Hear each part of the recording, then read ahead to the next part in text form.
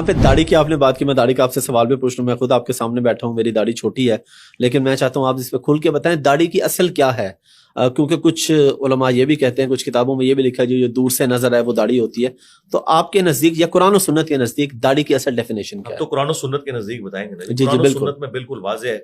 سورہ النساء کی آیت نمبر 119 ہے. شیطان نے کہا تھا وَلَآمُرَنَّهُمْ فَلَيُغَيِّرُنَّ خَلْقَ اللَّهِ، کہ میں ضرور ابھاروں گا اے اللہ تیری مخلوق کو کہ وہ تیری بنائی ہوئی تخلیق کو بدل دیں گے.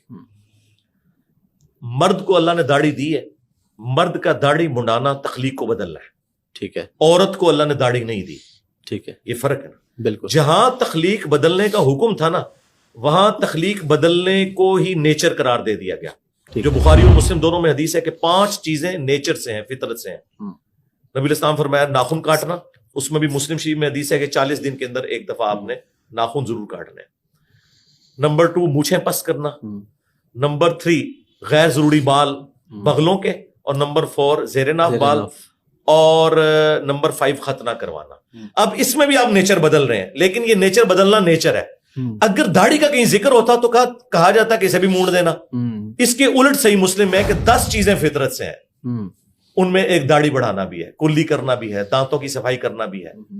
ٹھیک ہے، یہ ساری چیزیں فطرت میں سے، یہ نیچر کے اندر ہے. ٹھیک ہے. تو داڑھی رکھنا مسلمان مرد کے اوپر سنت نہیں ہے، فرض ہے، اوبلیگیٹری ہے. ٹھیک ہے. اب اس کی مقدار کتنی ہے؟ تو قرآن سے بالکل واضح ہو گیا کہ آپ نے داڑھی ایسی رکھنی ہے کہ عورتوں کے ساتھ آپ کی مشابہت نہ بنے. اس کو سپورٹیو بخاری کی حدیث ہے کہ ان عورتوں پہ لعنت جو مردوں کی مشابہت اختیار کریں، ان مردوں پہ لعنت جو عورتوں کی مشابہت اختیار کریں. اگر عورتیں چھوٹی چھوٹی داڑھی رکھتی ہیں نا، تو مرد کا چھوٹی داڑھی رکھنا حرام ہے. تو ایسی تو کوئی بات نہیں ہے، عورت کی تو داڑھی نہیں ہوتی. تو لہٰذا عرف عام میں جسے داڑھی کہا جائے، جس طرح آپ نے رکھی ہے، شاید افریدی صاحب نے، یہ جو شخص رکھ رہے گا نا وہ اپنا فرض پورا کر رہا ہے. اچھا، اب افضل داڑھی، یہ بس افضلیت اور غیر افضلیت. ٹھیک ہے. میری مٹھی سے بھی زیادہ ہے، میں نے کبھی بال کاٹے نہیں، نیچرل میری اتنی ہے. ٹھیک ہے. دیکھیں اب آلموسٹ 46 ایئرس میری ایج ہونے والی ہے، میری داڑھی اتنی اب اور کیا بڑھنی ہے. ٹھیک ہے. مٹھی داڑھی رکھنا سنت ہے، وہ صحیح بخاری میں موجود ہے. عبداللہ بن عمر مٹھی کے بعد داڑھی کاٹا کرتے تھے، حضرت ابو ہریرہ بھی کاٹ دیتے تھے، ابن عباس بھی کاٹ دیتے تھے. 3 صحابہ نے داڑھی کی حدیث روایت کی ہے، داڑیاں بڑھاؤ، مونچھیں پس کرو، اور تینوں ہی داڑیاں مٹھی کے بعد کاٹتے تھے.